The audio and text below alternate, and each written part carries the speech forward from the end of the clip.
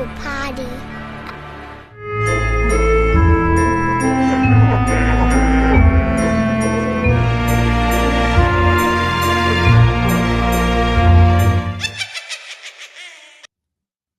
Hello and welcome back to the Darkling Chronicles. My name is Becky. I hope you're having a lovely week. And if you're not, don't worry, because hopefully this podcast will cheer you up and sending you lots of love as usual. So tonight I want to talk to you about night terrors and sleep paralysis. And I've found some really scary stories on the internet, which I think you're going to appreciate, so I'm going to read them to you. But first of all, I would like to tell you a little bit about my night terror experience. I know I've yet to talk about this on my TikTok page, so I thought I'd talk about it here first. Now, before I begin, I would like to say a massive thank you to every one of you who has followed wherever you listen and wherever you get this podcast, whether it's YouTube, Spotify, or Apple. Thank you for hitting that subscribe button. And if you haven't hit the follow or subscribe button already, please can I ask that you do it, because it just really helps out with me getting more and more stories. I love receiving your stories and talking to you about them. All of these experiences that are going on in the world, they're freaky and we need to hear about them. We need the ghost tea. So whether you have had a ghost story, a demonic kind of oppression story, maybe there's something creepy in your house, or there was something creepy in Airbnb that you went to stay at and you just cannot explain it, or you've seen a UFO, or you've had some kind of weird premonition, I am your girl. So I will put the email address that you can email me. It's the Darkling Chronicles 25@gmail.com. I will put it in the description for you to see. And if you do feel so inclined, please do send away. Now, there will be a few things that I talk about within my night terror because it did flare up. Somewhat of a really big question for me. And I'll be interested to know if any of you have got the same questions or have had the same or a similar experience. So essentially, I never had anything to do with night terrors. I've never had sleep paralysis. I've never had anything bad happen to me while I've been asleep, and apart from just a normal nightmare that just felt horrendous, but that was what it was. And I very rarely had them, to be honest with you. But in 2023, I did a short stint at a retail shop and I worked with uni students who were brilliant. They actually cracked me up. They're like 1 foot in education, 1 foot in adulthood. And the amount that they can't be asked is hilarious. But nonetheless, I found common ground with them. And even though I was in my 30s, I managed to have a laugh and make the most of it for what it was before I moved into my now career.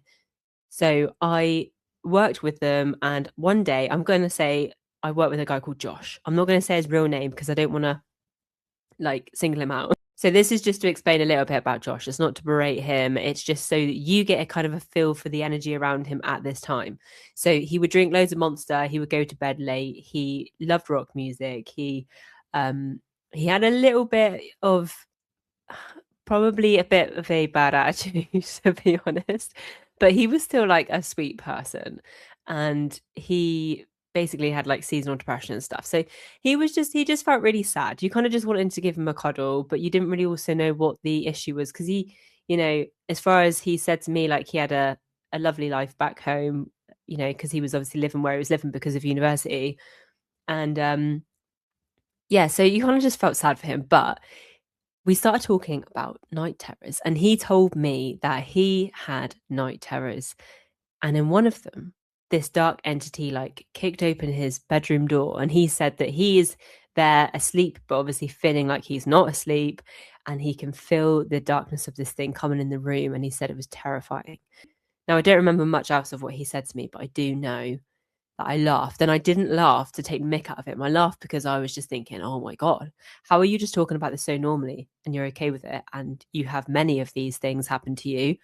I've never had anything like this happen and I wouldn't be able to deal with it.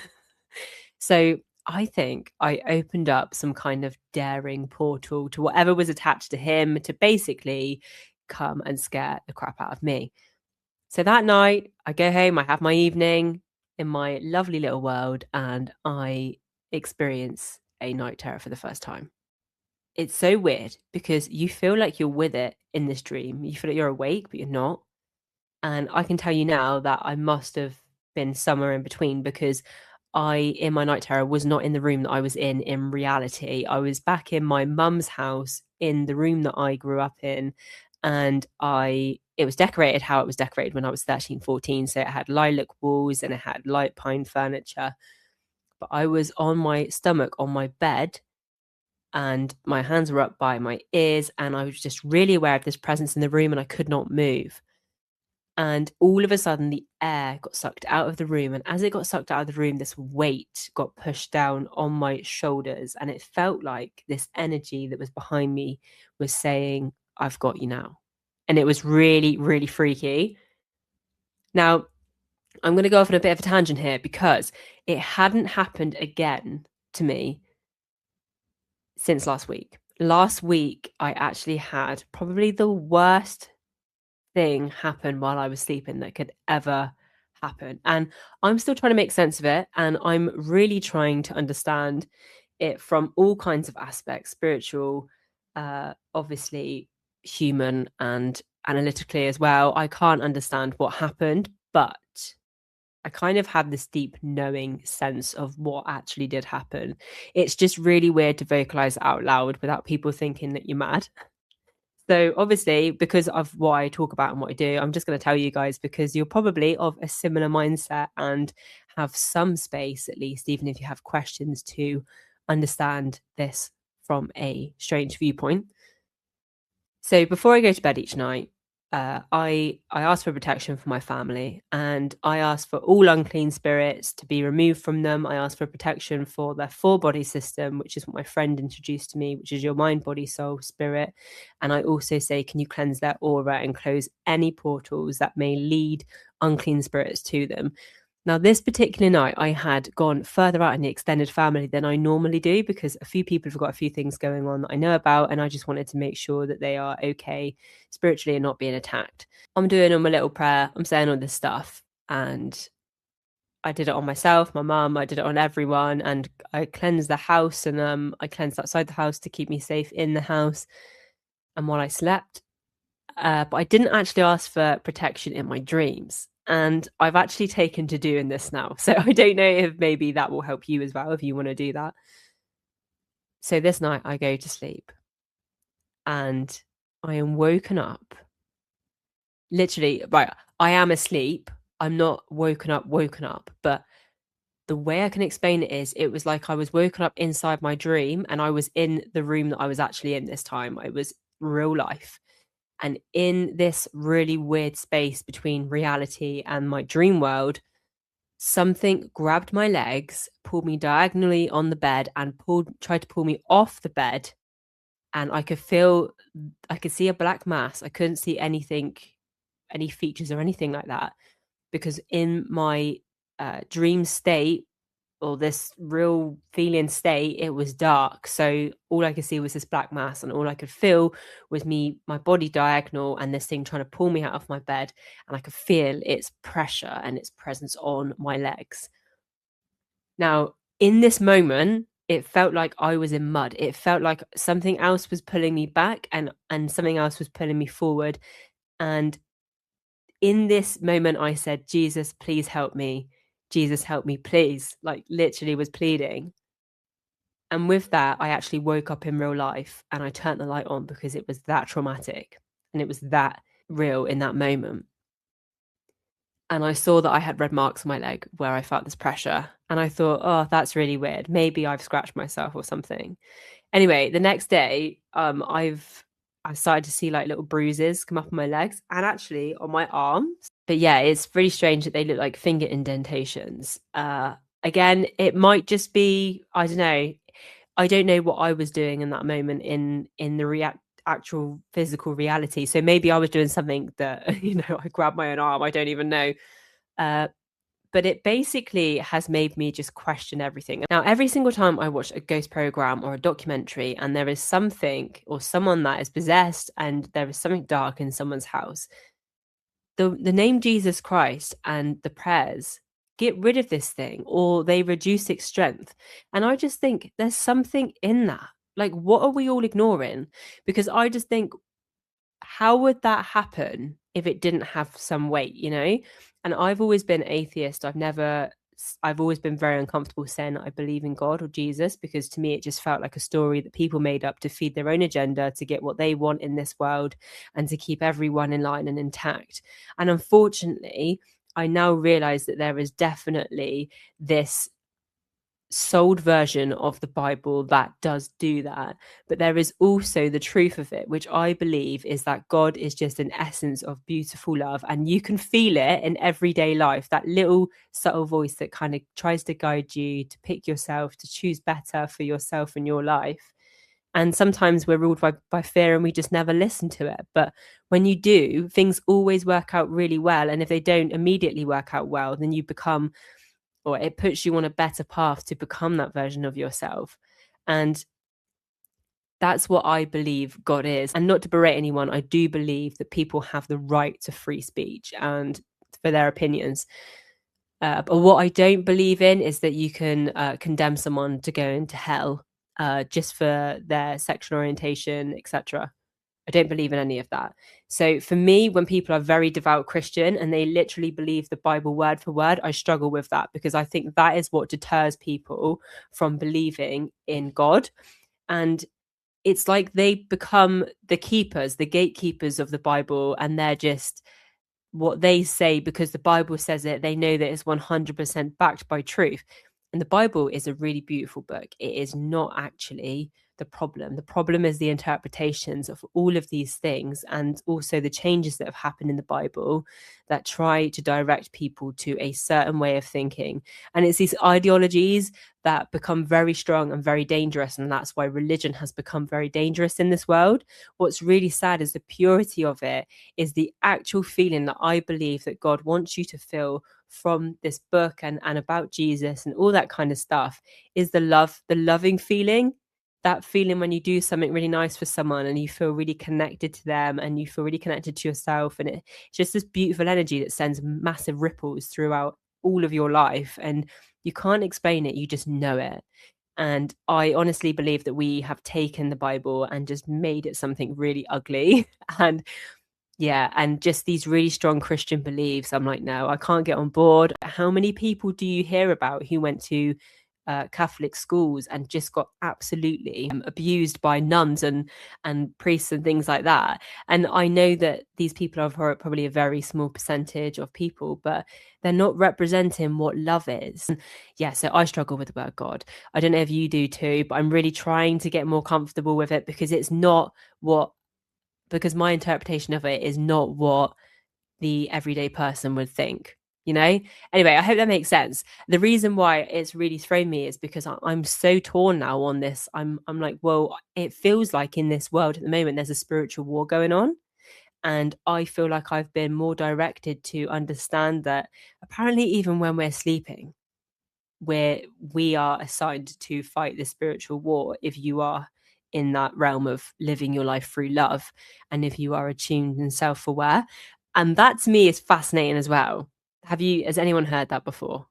Because I was just like, right, I need to tell them that I need some time off fighting these demons then while I'm sleeping, because I'm knackered. But I'm still trying to get my head around why that happened. And I honestly believe it's because I was asking for protection for my family, who were extended family members who probably don't ask for protection every day. You either ask for protection every day or you don't, but it's not a given to know that you're protected by the universe, spirit, God, whatever you want to call it, whatever you feel comfortable with. This loving essence, it's not, you have to ask. Every day I ask for protection. And I honestly believe that I probably pissed off some spirits that had been feeding off family members or trying to bring them down through their thoughts, because that's another thing, isn't it? Apparently, if you've got trauma and you've got unresolved issues within yourself, it's easier. It creates a hole and a space within you for them to enter, and they can like pop in and out and feed off of your energy and keep feeding that negative fire within you so that it gives them fuel and food. And that for me is like, no, thank you very much. They ain't feeding off me. Like, I'm not allowing that to happen.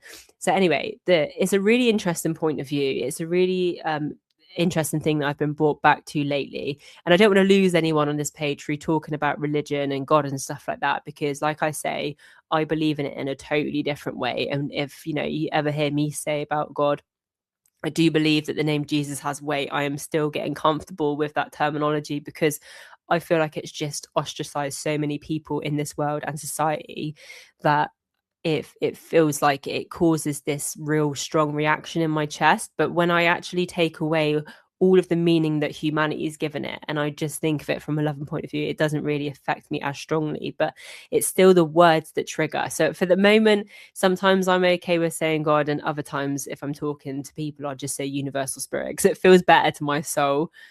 Then I'm not tied or like mixed in with a very small amount of Christians who aren't very nice people, who do judge and who do berate people, because I know of many Christians who are very loving, who have open hearts and who are beautiful, and they believe in the same way that I do, but they know more about the Bible. They've read way more about it than I have, because I actually haven't read it. I've tried to listen to parts of it, and there's a lot of pages and passages and things like that you within it. So it's something you have to kind of like dedicate yourself to, because I couldn't quote it to you at all, to be honest. So yeah, if you have an opinion on that, let me know what you think and why this happened to me, because I honestly think that I'm being woken up to maybe speak about this more. And maybe that's why I've started my podcast, and it's about ghosts, but actually it leads into these other questions that are very interesting. I find all topics around spirituality interesting.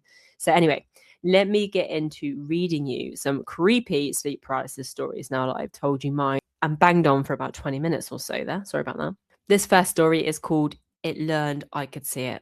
Now, I don't know about you, but that sounds horrific, and I'm not really sure about reading it out loud, to be quite honest with you, but I will.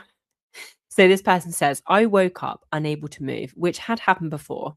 So at first I wasn't scared, and my room looked normal, and my door was closed, and the street light was coming in through the curtains. Then I noticed something standing in the corner, and it was a presence, like the air was thicker. I tried not to look directly at it because I knew that's when panic usually kicks in, but my eyes drifted anyway.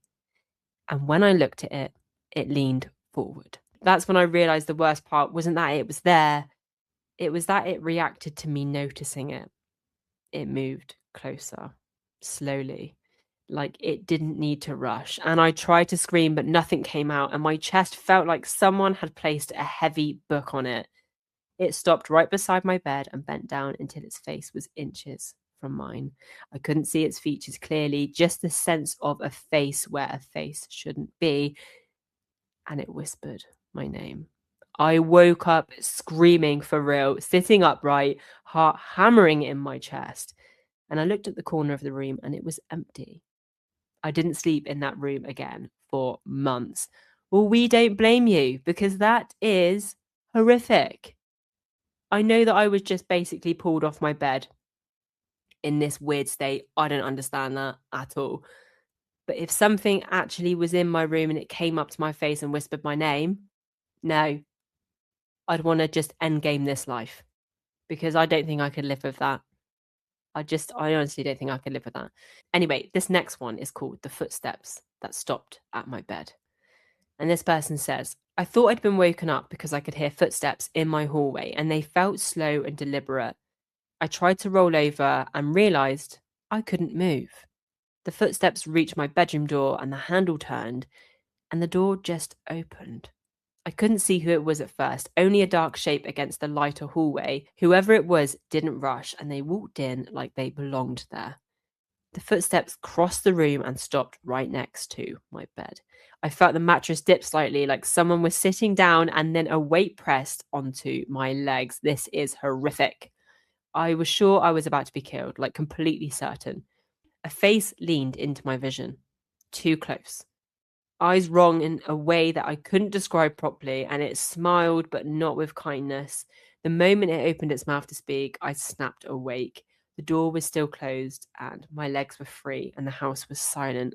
But my duvet was still indented like something had been there. Wow. That's not very nice, is it? That's not very nice. That's all I can say about that one. The next one is called The Thing Pretending to Be My Mum. So this person says, I woke up paralyzed and heard my mum calling my name from the doorway. Her voice sounded annoyed, like I was in trouble for something. I tried to answer, but I couldn't. She walked into the room and stood at the foot of my bed, arms crossed. I could see her clearly, down to the clothes she was wearing. She said my name again, and it was louder this time. Something felt off, and her face wasn't quite right. She was just too still, like too smooth. Then she smiled, and the smile stretched far wider. than it should have.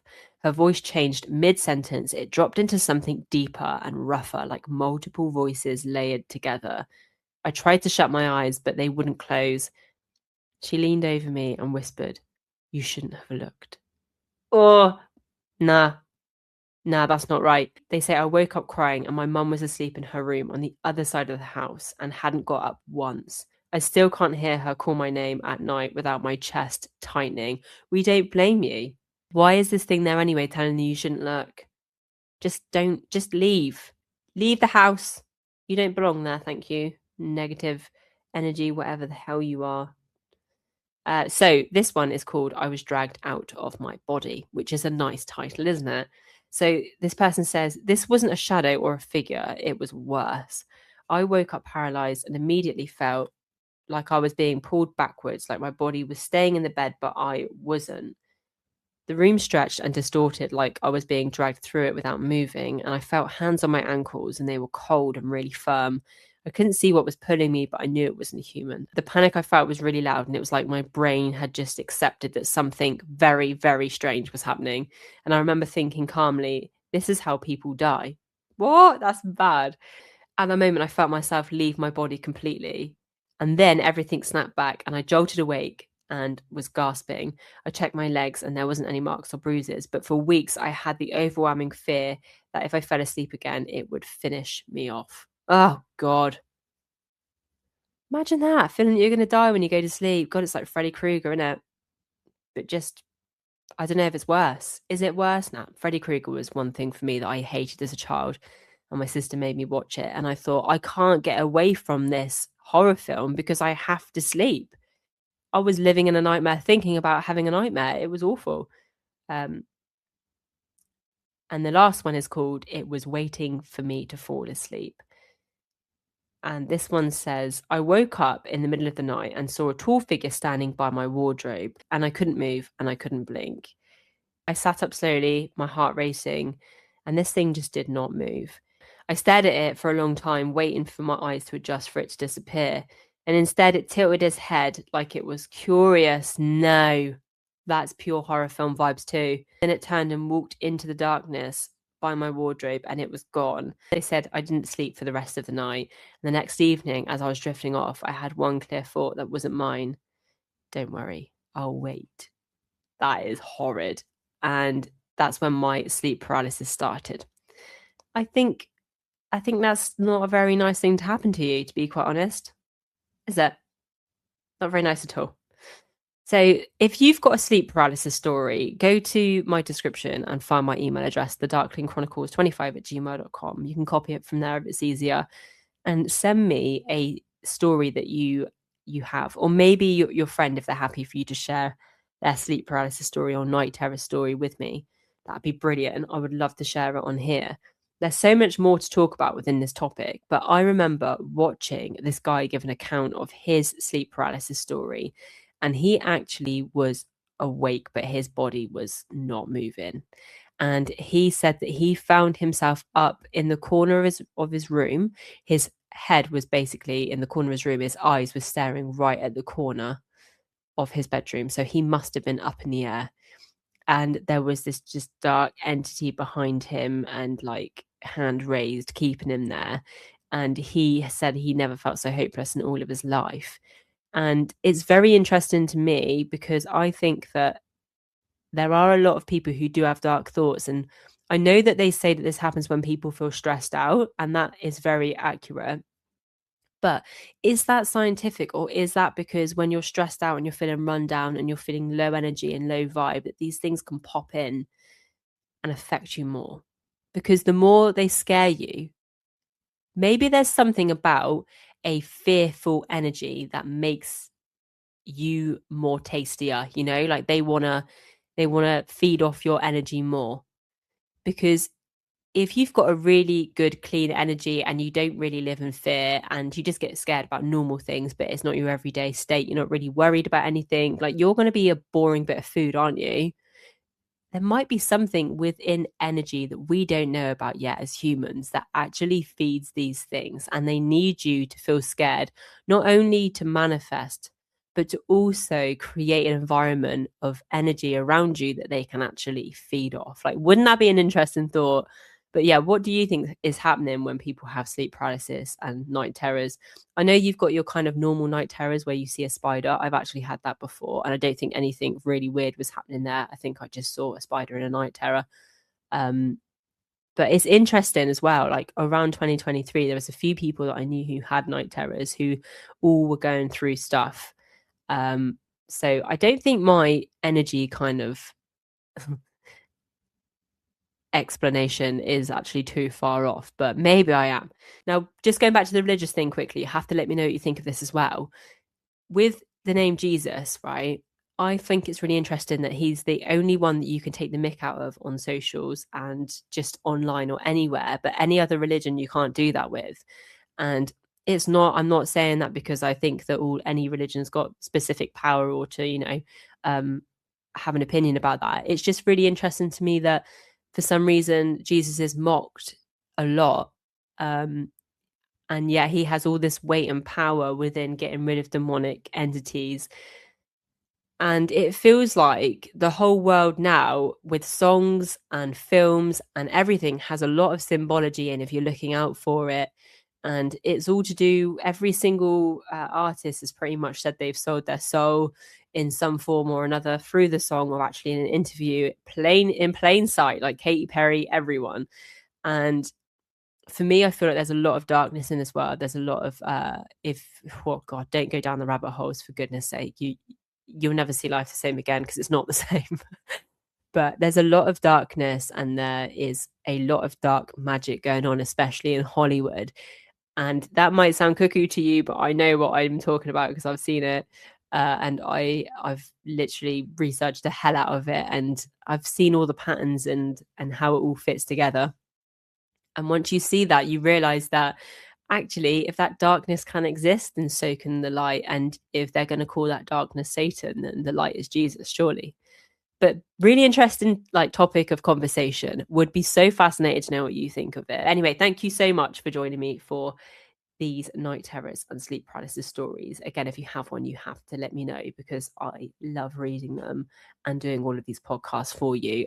If you're on your way to work, I hope you have a beautiful day. And if you're on your way home and you're traveling, have safe travels. Make sure you look after yourself when you get home because you've put your brain through a lot today and you've worked hard, okay? But until next time, you take care of yourselves.